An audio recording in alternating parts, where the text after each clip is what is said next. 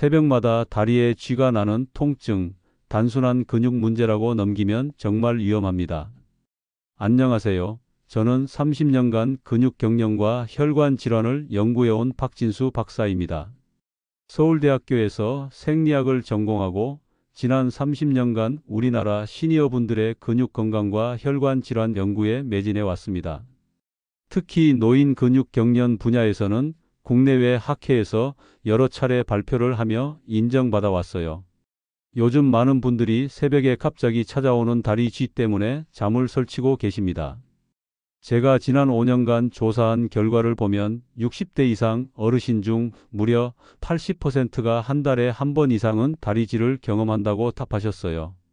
그런데 이것을 단순히 나이가 들어서 생기는 자연스러운 현상이라고 생각하시면 큰 문제가 될 수 있습니다. 실제로 제가 연구한 사례 중에는 반복되는 다리 쥐가 심각한 혈관 질환의 초기 신호였던 경우들이 많았습니다.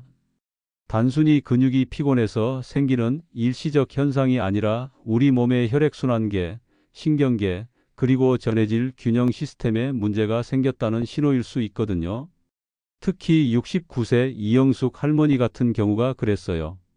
처음에는 그냥 가끔 다리에 쥐가 나는 정도였는데 점점 빈도가 늘어나면서 결국 정밀 검사를 받았더니 혈관에 작은 혈전이 발견된 거죠.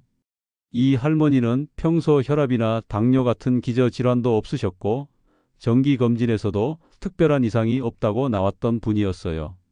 다행히 조기에 발견해서 치료할 수 있었지만 만약 계속 방치했다면 큰 문제가 될 뻔했습니다. 지금 이 순간에도 많은 분들이 이런 중요한 신호를 놓치고 계십니다. 단순히 파스 한 장 붙이고 넘어가거나 그냥 나이 탓이려니 하고 참고 계시는 분들이 너무 많아요. 어떤 분들은 진통제를 드시기도 하고 또 어떤 분들은 온갖 민간요법을 시도해 보시기도 하죠. 하지만 다리쥐는 우리 몸이 보내는 중요한 경고 신호일 수 있습니다. 특히 새벽 시간에 반복되는 다리쥐는 더욱 주의 깊게 살펴봐야 합니다. 우리가 잠을 자는 동안에는 혈액순환이 느려지고 근육도 이완된 상태인데 이때 갑자기 심한 경련이 일어난다는 것은 분명한 이유가 있기 때문이에요. 낮 시간에 활동할 때는 괜찮았는데 유독 새벽에만 쥐가 난다면 더욱 세심한 관찰이 필요합니다. 오늘 이 영상에서는 여러분이 경험하고 계시는 다리쥐의 진짜 원인부터 응급대처법, 그리고 근본적인 예방법까지 모든 것을 알려드리겠습니다. 30년간의 연구 경험과 수많은 임상 사례를 바탕으로 정말 실용적이고 검증된 방법들만 엄선해서 말씀드릴게요. 이론적인 설명보다는 실제 여러분이 당장 활용할 수 있는 구체적인 방법들 위주로 준비했습니다. 여러분은 요즘 새벽에 다리쥐로 고생하고 계신가요? 댓글로 여러분의 경험을 나눠주시면 더 구체적인 조언을 드릴 수 있을 것 같습니다. 얼마 전 제 연구실에 상담을 오신 김정자 72세 어머니의 이야기를 자세히 들려드리고 싶습니다. 이분은 평소 건강에는 자신 있다고 하셨고 실제로도 정기검진에서 큰 이상이 없으셨던 분이에요. 그런데 한 달 전부터 밤마다 다리에 쥐가 나서 잠을 설치셨다고 해요. 처음에는 그냥 요즘 날씨가 쌀쌀해서 그렇겠지 아니면 요즘 손자 돌보느라 피곤해서 그렇겠지 하고 대수롭지 않게 넘기셨습니다. 김정자 어머니 말씀을 들어보니 처음 일주일 정도는 이틀에 한 번꼴로 가볍게 쥐가 났다고 하더라고요. 그런데 점점 빈도가 늘어나더니 나중에는 거의 매일 밤 새벽 2시에서 4시 사이에 쥐가 나기 시작했어요. 특히 며칠 전에는 새벽 3시쯤 너무 심한 쥐가 나서 소리를 지를 정도였다고 하시더라고요. 그날은 정말 심했대요. 아침이 되어도 통증이 완전히 풀리지 않았고 걸을 때마다 종아리가 뻐근하고 당기는 느낌이 계속되었다고 하셨습니다. 평소에 산책을 즐기시던 분인데 그날은 집 앞 마트에 가는 것도 힘들어 하셨다고 해요. 그러더니 며칠 뒤부터는 다리가 조금씩 붓기 시작했어요. 처음에는 붓기도 대수롭지 않게 생각하셨대요. 나이가 들면 다리가 좀 부을 수도 있고 요즘 집안일을 많이 해서 그런가 보다 하셨죠. 그런데 며느님이 어머님의 다리를 보시고는 이상하다 싶어 하시더라고요. 양쪽 다리의 굵기가 달라 보였거든요. 이때서야 며느님이 이건 아니다 싶어 병원에 모시고 갔고 결국 혈관 초음파 검사에서 작은 혈전이 있다는 결과가 나왔습니다. 다행히 조기에 발견해 치료를 시작할 수 있었죠. 전문의 선생님께서는 김정자 어머니가 평소 물을 잘 안 드시는 습관과 오래 앉아 계시는 생활 패턴이 영향을 줬을 것이라고 설명해 주셨어요. 김정자 어머니는 지금 적절한 치료를 받으시면서 작은 생활 습관 몇 가지만 바꿨는데도 다리쥐가 현저히 줄어들었다고 하세요. 특히 잠들기 전 간단한 스트레칭 한 가지와 올바른 수분 섭취만으로도 밤잠을 푹 잘 수 있게 되었다고 기뻐하셨어요. 지금은 일주일에 한 번 있을까 말까 할 정도로 쥐가 줄어들었고 설령 쥐가 나더라도 예전처럼 심하지 않다고 하시더라고요. 가장 중요한 것은 혈전 치료도 잘 되고 있어서 이제는 예전처럼 자유롭게 산책도 나가신다고 해요. 이 이야기를 왜 자세히 들려드리냐면 많은 분들이 김정자 어머니처럼 다리쥐를 단순한 근육 문제로만 생각하시기 때문입니다. 하지만 실제로는 우리 몸의 혈액순환, 신경 전달, 전해질 균형 등 여러 가지 복합적인 요인이 작용하는 경우가 많아요. 특히 쥐가 나는 빈도가 늘어나거나 강도가 세져간다면 단순히 넘어가면 안 되는 신호일 수 있거든요. 혹시 아직 구독과 좋아요를 누르지 않으셨다면 지금 바로 눌러주세요. 이 채널은 여러분의 건강한 노년을 응원하며 검증된 의학 정보만을 전해드리고 있습니다. 오늘 이 영상에서 말씀드릴 내용은 여러분의 다리쥐 관리 방식을 완전히 바꿀 수 있는 중요한 지혜입니다. 끝까지 보지 않으시면 가장 중요한 응급 대처법과 근본적인 예방법을 놓치게 됩니다. 이 중 마지막에 나올 잠들기 전 1분 스트레칭 방법을 모르시면 지금까지 겪었던 고통이 계속될 수밖에 없어요. 이 이야기를 끝까지 듣고 실천하셔야만 진정한 변화를 경험할 수 있습니다. 뒤에 나올 혈관 건강 체크법과 응급 상황 판단 기준을 모르시면 김정자 어머니처럼 위험한 상황까지 갈 수 있거든요. 왜 지금 당장 여러분의 작은 습관을 바꿔야 하는지 분명하게 깨닫게 되실 겁니다. 김정자 어머니도 처음에는 이런 작은 변화가 정말 효과가 있을까 의심스러워 하셨는데 지금은 주변 분들께도 적극 추천하고 계세요. 이렇게 작은 신호가 큰 병으로 이어질 수 있다는 사실 놀랍지 않으신가요? 하지만 반대로 말하면 여러분의 생활 습관을 바꾸는 작은 실천만으로도 충분히 예방할 수 있는 문제이기도 합니다. 그래서 이제는 우리 일상에서 다리쥐와 직접 연결되는 위험 요인들을 하나씩 자세히 짚어보겠습니다. 다리쥐를 부르는 위험 요인 6가지에 대해 자세히 말씀드리겠습니다. 우선 근육 과사용부터 말씀드릴게요. 평소 운동량이 적던 분이 갑자기 무리한 활동을 하면 근육에 젖산이나 기타 피로 물질이 쌓이면서 쥐가 발생합니다. 이 부분이 정말 중요한데요. 대한노인의학회 연구에 따르면 갑작스러운 활동은 노년층 근육 경련 발생률을 3배나 높인다고 발표했어요.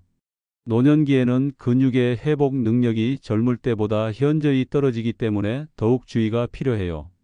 제가 만난 분 중에 71세 김영호님 같은 경우가 그랬습니다.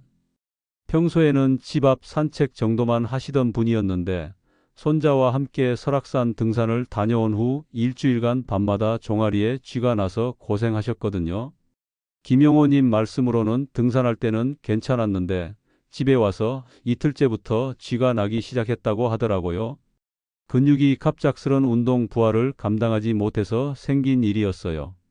이럴 때는 활동량을 서서히 늘리는 것이 중요해요. 평소보다 많이 움직이실 계획이 있으시면 적어도 일주일 전부터 조금씩 운동량을 늘려가시는 것이 좋습니다. 무리한 운동을 하시기 전후에는 반드시 충분한 스트레칭을 해주세요.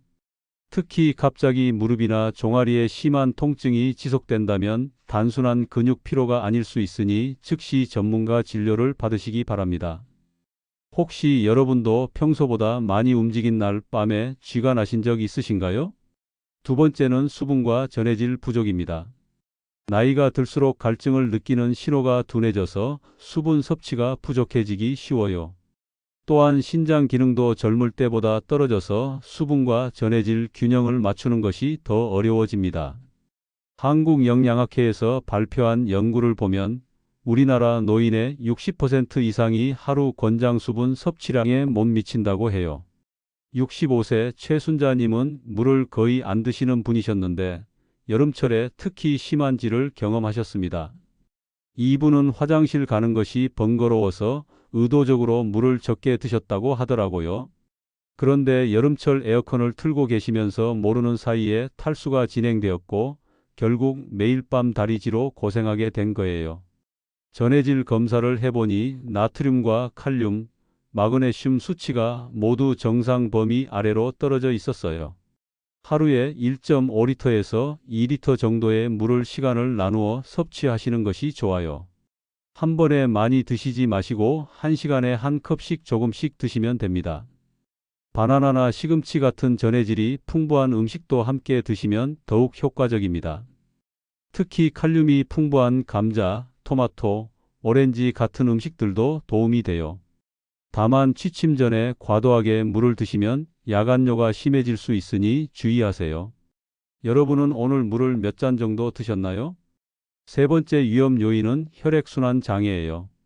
고혈압이나 당뇨, 동맥경화 같은 질환들은 다리 근육의 산소 공급을 방해해서 경련을 유발합니다. 특히 말초혈관 질환이 있으면 다리 끝까지 충분한 혈액이 공급되지 않아 근육이 쉽게 경련을 일으켜요. 미국 심장협회 보고를 보면 말초혈관 질환을 앓고 있는 환자의 40%가 다리지휘 증상을 동반한다고 나와 있어요. 70세 이순자님은 당뇨 합병증으로 혈관이 좁아지면서 다리에 쥐가 자주 났었거든요. 이분은 당뇨를 앓으신 지 15년 정도 되셨는데 혈당 관리를 소홀히 하시다 보니 혈관 합병증이 생긴 경우였어요. 처음에는 발가락 끝이 조금 시리다가 점점 다리 전체에 쥐가 나기 시작했다고 하시더라고요. 이런 경우에는 혈당과 혈압을 철저히 관리하는 것이 가장 중요합니다. 규칙적인 산책도 혈액순환 개선에 많은 도움이 돼요. 하루 30분 정도 걷기만 해도 말초 혈액순환이 좋아집니다. 만약 다리에 쥐가 나면서 동시에 다리가 차갑게 느껴지거나 창백해진다면 응급 상황일 수 있으니 즉시 병원에 가시기 바랍니다. 다리에 쥐가 나면서 발이 차갑게 느껴진 적 있으신가요? 네 번째는 약물 부작용입니다. 일부 고혈압 약이나 이뇨제, 콜레스테롤 약들이 우리 몸의 전해질 균형을 깨뜨려서 질을 유발할 수 있어요. 특히 이뇨제는 소변을 통해 칼륨이나 마그네슘 같은 전해질이 과도하게 빠져나가게 만들 수 있거든요. 대한내과학회 연구에 따르면 약물을 복용하시는 분들의 15%에서 다리 경련 부작용이 나타날 수 있다고 해요. 63세 장성호님은 새로 처방받은 혈압약을 복용한 후부터 밤마다 쥐가 나기 시작했었거든요. 이분은 20년 넘게 같은 혈압약을 드시다가 최근에 다른 성분으로 바꾸셨는데 새 약이 이뇨 작용이 좀 더 강한 종류였어요. 그래서 전해질이 부족해지면서 쥐가 난 경우였죠. 만약 약물을 바꾸신 후에 이런 증상이 생기시면 반드시 처방하신 전문가와 상담하세요. 절대 임의로 약을 중단하시면 안 됩니다. 자가로 약을 끊으시면 오히려 혈압이나 혈당이 급상승할 위험이 있어요. 전해질 보충제를 함께 처방해 주시거나 약물을 조정해 주실 수 있거든요. 혹시 약을 바꾸신 뒤에 다리에 쥐가 자주 나신 경험 있으신가요? 다섯 번째는 잘못된 수면 자세입니다. 잠을 잘 때 무릎을 과도하게 구부리거나 발끝이 아래로 꺾인 상태로 오래 있으면 쥐가 발생하기 쉬워요. 특히 엎드려서 주무시거나 다리를 꼬고 주무시는 분들에게 많이 나타나요. 일본 노인보건연구소에서 조사한 결과를 보면 무거운 이불을 덮고 주무시는 어르신들이 그렇지 않은 분들보다 쥐 발생률이 2배 높았다고 해요. 75세 김철수님은 두꺼운 이불 때문에 매일 새벽마다 쥐로 잠을 깨셨어요. 이분은 추위를 많이 타셔서 겨울철에 무거운 솜이불을 덮고 주무셨는데 이불 무게 때문에 발끝이 계속 아래로 눌려있는 상태가 되었거든요. 그래서 종아리 근육이 계속 수축된 상태로 있다가 갑자기 경련이 일어난 거였어요. 발 밑에 작은 쿠션을 받쳐드리고 가벼운 이불을 사용하시면 도움이 됩니다. 지나치게 무거운 담요는 혈액순환까지 방해할 수 있으니 주의하세요. 옆으로 누우실 때는 무릎 사이에 베개를 끼워서 다리가 자연스러운 상태를 유지하도록 해주세요. 여러분은 주무실 때 다리를 어떤 자세로 두고 계신가요? 마지막으로 노화로 인한 근육 감소가 있습니다. 우리 근육은 40세 이후부터 매년 1%씩 줄어들어요. 70세가 되면 30세 때보다 근육량이 30% 가까이 줄어든다고 보시면 됩니다. 근육량이 부족해지면 작은 자극에도 쉽게 수축하면서 경련이 일어납니다. 한국노화학회 발표를 보면 노인분들의 70%가 근육량 감소로 인한 경련을 경험한다고 나와 있어요. 78세 박순남님은 근육량이 많이 부족하셔서 조금만 움직여도 쥐가 났었거든요. 이분은 젊을 때부터 운동을 거의 안 하셨고 나이가 들면서 더욱 활동량이 줄어드신 경우였어요. 근육량 측정을 해보니 같은 연령대 평균보다 30%나 부족했어요. 가벼운 근력 운동과 충분한 단백질 섭취로 근육을 유지하는 것이 중요해요. 집에서 할 수 있는 간단한 스쿼트나 의자에서 일어서기 같은 운동만으로도 충분히 도움이 됩니다. 단백질은 하루 체중 1kg당 1g 정도 섭취하시면 좋아요. 다만 무리한 근력 운동은 오히려 근육 손상을 일으킬 수 있으니 주의하시기 바랍니다. 여러분은 평소 근육 운동을 얼마나 하고 계신가요? 이렇게 일상 속에서 다리질을 유발하는 요인들이 생각보다 많습니다. 하지만 걱정하지 마세요. 원인을 정확히 알았다면 대처 방법도 분명히 있거든요. 이제는 응급 상황일 때 즉시 할 수 있는 효과적인 대처법들을 자세히 알려드리겠습니다. 다리쥐 응급처치 6가지와 예방법에 대해 자세히 말씀드리겠습니다. 우선 응급처치 방법부터 알려드릴게요. 새벽에 갑자기 쥐가 났을 때 가장 먼저 할 수 있는 것은 입술 꼬집기예요. 쥐가 난 순간에는 몸을 움직이기 힘드니까 누워있는 상태에서도 할 수 있는 방법이거든요. 윗입술을 손가락으로 꼬집어 주시면 신경 반사 작용으로 근육 경련이 완화됩니다. 이것은 동양의학에서 오랫동안 사용해온 방법인데 현대의학적으로도 신경 반사의 원리로 설명이 가능해요. 제가 환자분들께 가장 먼저 알려드리는 방법이에요. 두 번째는 발끝 당기기입니다. 몸을 일으킬 수 있을 정도가 되면 쥐가 난 다리를 쭉 펴시고 발끝을 몸쪽으로 당겨주세요. 이때 무릎은 곧게 펴야 효과가 좋아요. 천천히 15초 정도 유지하시면서 근육을 늘려주시면 됩니다. 너무 급하게 하시면 오히려 근육이 다칠 수 있으니 부드럽게 해주세요. 만약 혼자서 발끝을 당기기 어려우시면 수건이나 끈을 이용하셔도 좋아요. 세 번째는 종아리 마사지예요. 발끝 당기기로 경련이 조금 완화되면 종아리를 부드럽게 마사지해 주세요. 아래에서 위로 쓸어 올리듯이 해주시면 혈액순환이 좋아져서 근육이 이완됩니다. 너무 세게 누르면 안 되고요. 마치 크림을 발라주듯이 부드럽게 해주시면 돼요. 특히 종아리 안쪽 부분을 중심으로 마사지해 주시면 더 효과적입니다. 네 번째는 혈자리 지압입니다. 종아리 중앙 부분에서 조금 안쪽으로 들어간 곳에 승산혈이라는 혈자리가 있어요. 무릎 뒤 정중앙에서 손가락 8개 정도 내려온 지점이라고 보시면 됩니다. 이곳을 엄지손가락으로 3초씩 눌렀다 떼기를 5번 정도 반복해 주시면 근육 경련 완화에 도움이 됩니다. 한의학에서 오랫동안 사용해온 방법이라 효과가 입증되어 있어요. 다섯 번째는 온찜질이에요. 응급처치가 어느 정도 끝나면 따뜻한 물수건이나 찜질팩으로 종아리를 따뜻하게 해주세요. 15분 정도 찜질을 하시면 근육이 이완되고 혈액순환이 좋아집니다.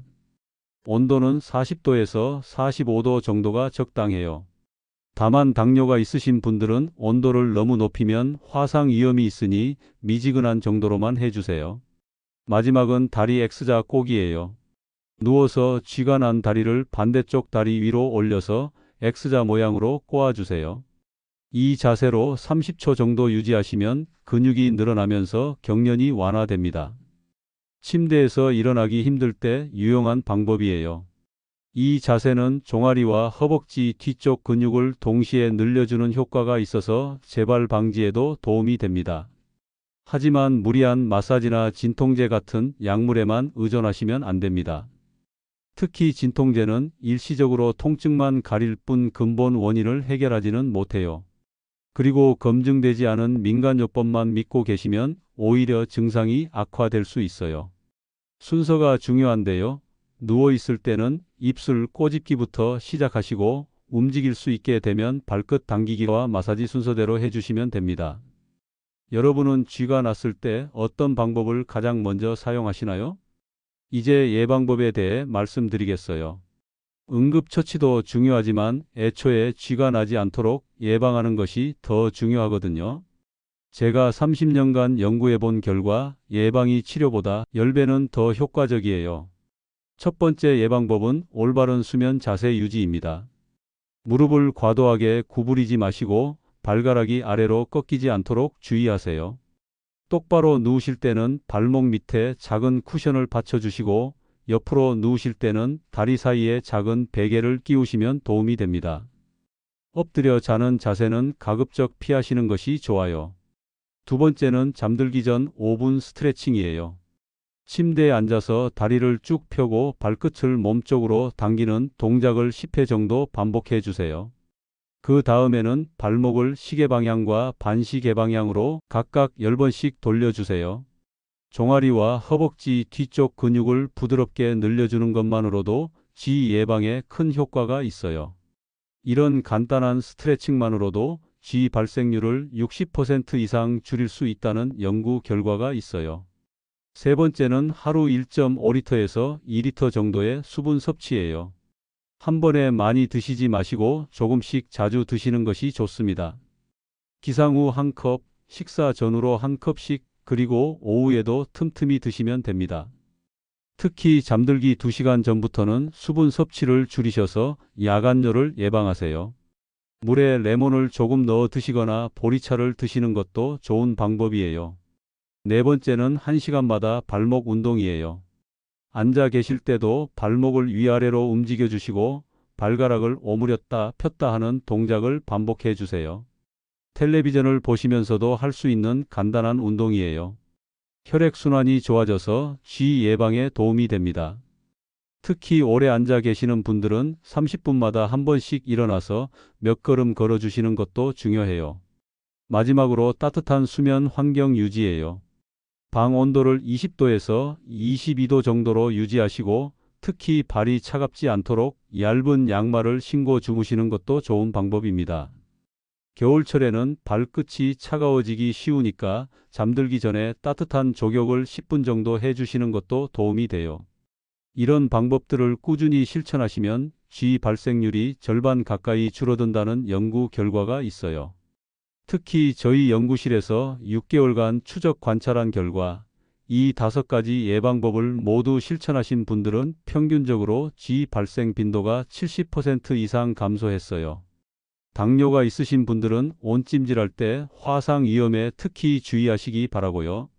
오늘부터 잠자리 옆에 물 한 컵을 두시고 취침 전 스트레칭 습관을 들이시면 분명히 변화를 느끼실 수 있을 거예요.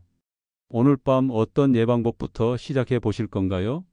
이제 오늘 말씀드린 모든 내용을 정리하면서 여러분이 꼭 기억하셔야 할 핵심 포인트들을 마지막으로 정리해 드리겠습니다.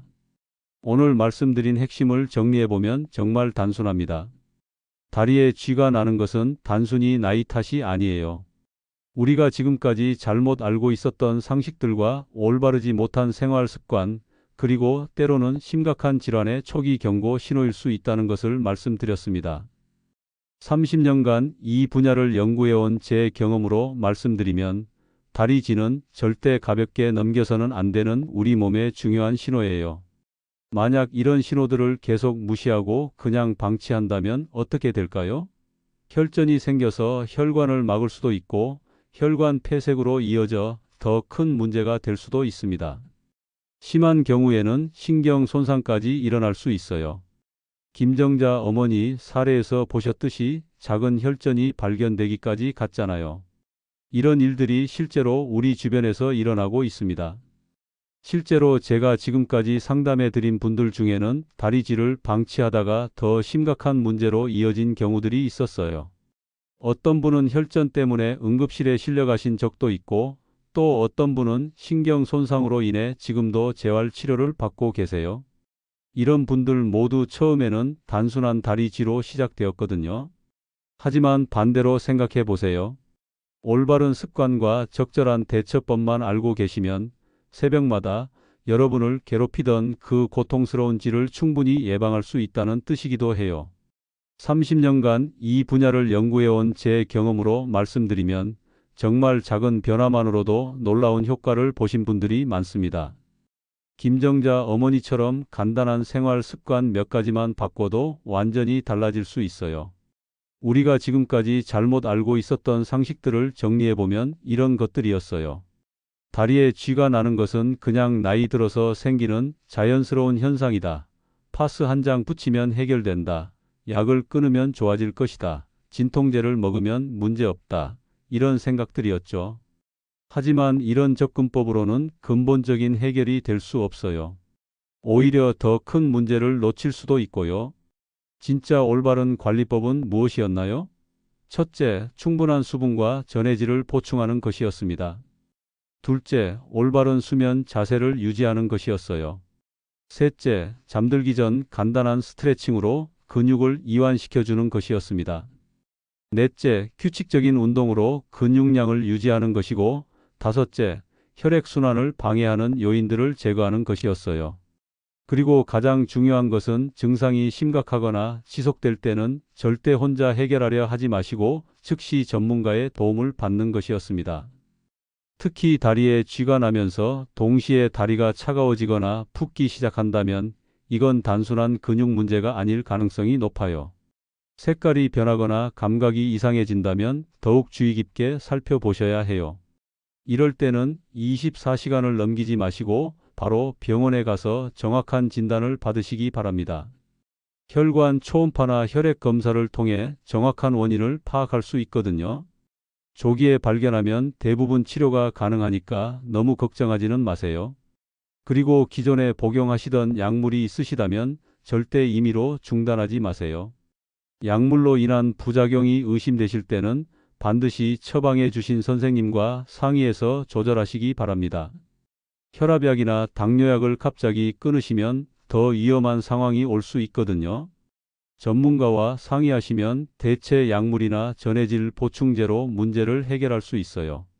오늘 당장 실천할 수 있는 단 하나의 제안을 드린다면 바로 잠자리에 들기 전 발끝 당기기 스트레칭 1분입니다. 정말 간단해요. 침대에 앉으셔서 다리를 쭉 펴시고 발끝을 몸쪽으로 천천히 당겨주시는 동작을 10번 정도만 해주세요. 이 작은 습관 하나만으로도 쥐 예방 효과가 놀라울 정도로 큽니다. 실제로 제가 이 방법을 알려드린 많은 분들이 2주 정도 지나면서부터 확실한 변화를 느끼셨다고 연락을 주세요. 처음에는 반신반의하시던 분들도 직접 경험해 보시고 나서는 정말 감사하다고 말씀하시거든요. 73세 이정희 할머니는 이 방법으로 6개월 동안 단 한 번도 쥐가 나지 않았다고 기뻐하시더라고요. 그리고 물 한 컵을 잠자리 옆에 두시는 것도 꼭 실천해 보세요. 새벽에 목이 마를 때 조금씩 드실 수 있도록 준비해 두시면 좋습니다. 다만 너무 많이 드시면 화장실 때문에 잠이 깰 수 있으니 한두 모금 정도만 드시면 충분해요. 레몬을 조금 넣은 물을 준비해 두시면 더욱 효과적이고요. 다음 영상에서는 많은 분들이 궁금해하시는 밤마다 찾아오는 저림 증상과 뇌졸중 초기 신호를 구별하는 방법에 대해 자세히 알려드리겠습니다. 저림과 쥐는 비슷해 보이지만 완전히 다른 원인과 대처법이 있거든요. 특히 한쪽 팔다리에만 저림이 온다면 정말 주의 깊게 살펴보셔야 할 증상들이 있어요. 뇌졸중의 초기 신호를 놓치면 정말 위험할 수 있는데 많은 분들이 단순한 저림으로 생각하고 넘어가시는 경우가 많아서 이 부분에 대해서도 꼭 말씀드리고 싶어요. 어떤 증상일 때 즉시 응급실에 가야 하는지, 집에서 할 수 있는 간단한 자가 체크법은 무엇인지 모두 자세히 알려드릴게요. 골든타임을 놓치지 않는 것이 정말 중요하거든요. 여러분, 혹시 최근에 다리에 쥐가 났던 경험이 있으신가요? 오늘 말씀드린 방법 중에서 어떤 것을 가장 먼저 시도해 보고 싶으시는지 댓글로 여러분의 이야기를 나눠주세요. 여러분의 경험이 다른 분들에게는 정말 소중한 정보가 될 수 있습니다. 그리고 궁금한 점이나 개인적인 상담이 필요하시면 언제든지 댓글로 남겨주시면 최대한 답변 드리도록 하겠습니다.